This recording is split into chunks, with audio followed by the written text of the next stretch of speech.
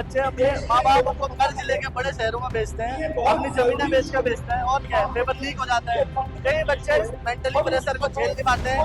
बच्चों के बारे में पूछ रहे हैं, बच्चों के बारे में बता रहे हैं। इवन ये बहुत बड़ी बात है और मैं चाहती हूँ कि please Dharmendra Pradhan please resign कर दो। राहुल गांधी जी से मैं सजेशन देना चाहती हूँ। कोटा के बाद अब देहरादून में आयोजित छात्रों की गूंज कार्यक्रम में लोकसभा में नेता प्रतिपक्ष राहुल गांधी ने छात्रों और युवाओं से सीधा संवाद किया। बारिश के कारण कार्यक्रम थोड़ी देर से शुरू हुआ, लेकिन भारी संख्या में छात्र छात्राएं इसमें शामिल हुए। कार्यक्रम से पहले राहुल गांधी ने कांग्रेस के विधायकों और पूर्व विधायकों के साथ बैठक भी की। इसके बाद मंच पर पहुंचकर उन्होंने छात्रों की समस्याएं सुनी और खुलकर बातचीत की। संवाद के दौरान प्रतियोगी परीक्षाओं में पेपर लीक, भर्ती प्रक्रियाओं में देरी और युवाओं के भविष्य जैसे मुद्दे प्रमुख रहे। छात्रों ने बताया कि इन अनियमितताओं से उन्हें मानसिक, आर्थिक और शैक्षणिक नुकसान झेलना पड़ा है। राहुल गांधी ने भरोसा दिलाया कि युवाओं की आवाज़ को राष्ट्रीय स्तर पर उठाया जाएगा और उनके भविष्य से जुड़े मुद्दों पर लगातार संघर्ष जारी रहेगा। कार्यक्रम में छात्रों ने भी बेझिझक अपने सवाल और सुझाव रखे। मैं कहता हूँ भारत का देश का सबसे बड़ा मुद्दा है, क्योंकि एक देश की जो रीढ़ होती है वो युवा होती है और इस समय युवा सबसे ज्यादा परेशान है। आप देख सकते हैं, भले वो किसी भी राज्य का हो या मैदानी क्षेत्र का हो, शहरी क्षेत्र का हो, युवा परीक्षा लीक से बहुत ज्यादा परेशान है। नीट जैसा पेपर जो सबसे टफेस्ट एग्जाम इंडिया का माना जाता है, बच्चे दिन में 15-16 घंटे पढ़ाई कर रहे हैं, 2-3 साल तक।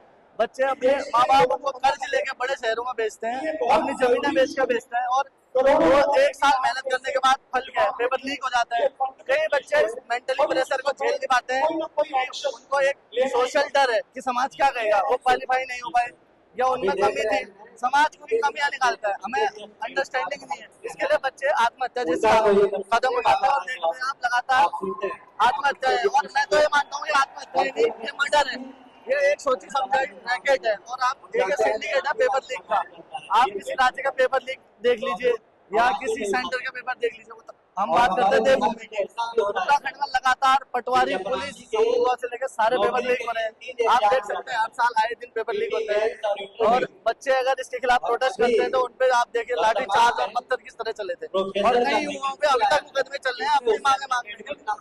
मुझे बहुत बढ़िया लगा सच बताऊं तो, और मुझे बहुत खुशी है करके कि बीजेपी के अलावा राहुल गांधी इधर आए और उन्होंने एजुकेशन के बारे में बहुत बड़ी बात करी।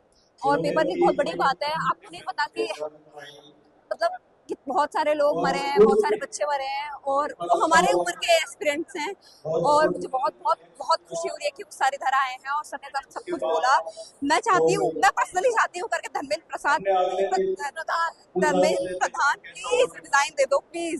जंतर मंतर पे कितने लोग हैं, मैं यहाँ से मैं कुछ भी नहीं कर सकती, मैं जा भी नहीं सकती, पर मुझे बहुत बहुत बुरा लग रहा है, बहुत ज्यादा बुरा लग रहा है। जनरली मुझे बहुत खुशी है कि सर आए हैं इधर, बहुत बड़ी बात है।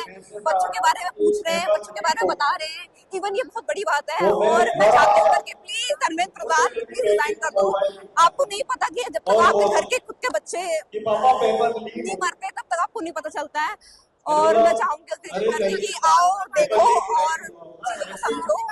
इवन मैं कांग्रेस जनता पार्टी को बहुत धन्यवाद बोलूंगी। जो अपने लाइफ मतलब फैमिली के उससे यहाँ पे तैयारी करते हैं पूरे 8-8 घंटे देते हैं।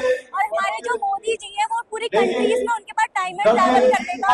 इंडिया में यहाँ से उनके पास कंट्री में एक चक्कर मारने का। उत्तराखंड की सरकार के लिए आप पुष्कर सिंह धामी जी के देख लीजिए पोस्टर, हिमालय तक पहुंचे, खबर उनको देखने कौन जा रहा है। इतना खर्चा उन्होंने पोस्टर्स में 1 करोड़ डला है।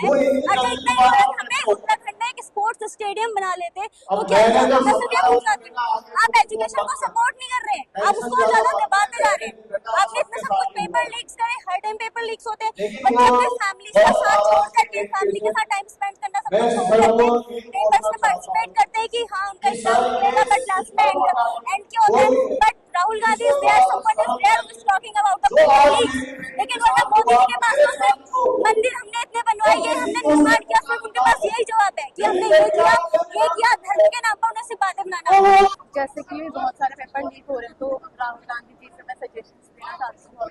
देखिए, जिस प्रकार से भारतीय जनता पार्टी की सरकार हमारे इस प्रोग्राम को फेल करना चाहती थी, हमने पहले परेड ग्राउंड की परमिशन मांगी, उन्होंने परेड ग्राउंड की परमिशन नहीं दी और उनका कहना था कि परेड ग्राउंड ऑलरेडी बुक है। अभी आप कैमरा लेके जाइए, वहां देखिए परेड ग्राउंड बिल्कुल खाली है।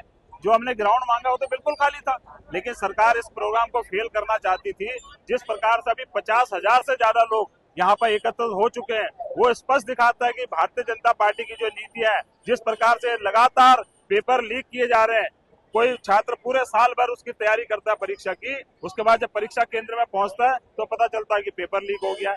छात्रों का भविष्य आज अंधकारमय हो चुका है, उनको आगे कुछ दिखाई नहीं दे रहा कि क्या होगा। उनको एक आशा की किरण दिख रही है, राहुल गांधी जी, जिनके नेतृत्व में आज पूरे देश के अंदर हम छात्रों की गूंज हम कार्यक्रम कर रहे हैं। कोटा में उन्होंने जो कार्यक्रम किया था, वहां पे एक अपार समर्थन हम लोगों को मिला और आज देवभूमि उत्तराखंड में जिस प्रकार से यहाँ भी आप देख रहे हैं, चारों तरफ अगर कैमरा घुमाएंगे, ये बाहर की स्थिति है। अगर अंदर जाएंगे, पंडाल में पैर भी रखने की जगह नहीं है। अगर परेड ग्राउंड हमको मिल गया होता तो सरकार के दिन में ही सरकार को सपने नजर आते, तारे नजर आते सरकार को। आज इससे स्पष्ट हो गया, पूरे प्रदेश के अंदर कांग्रेस के पक्ष में माहौल है, जो ये छात्रों का अहित करने की सोच रहे हैं। जिस प्रकार से पेपर बेचने का ये लोग काम कर रहे हैं, पेपर लीक करने का काम कर रहे हैं, ये छात्रों का तमाचा भारतीय जनता पार्टी की सरकार के ऊपर है। उनको सजग रहना चाहिए। अगर अब समय है उनका विदाई का, क्योंकि अब चुनाव में ज्यादा देर नहीं है, 7-8 महीने का समय है और जिस दिन भी चुनाव होगा, ये जो गूंज है चुनाव के नतीजों में परिवर्तित होगी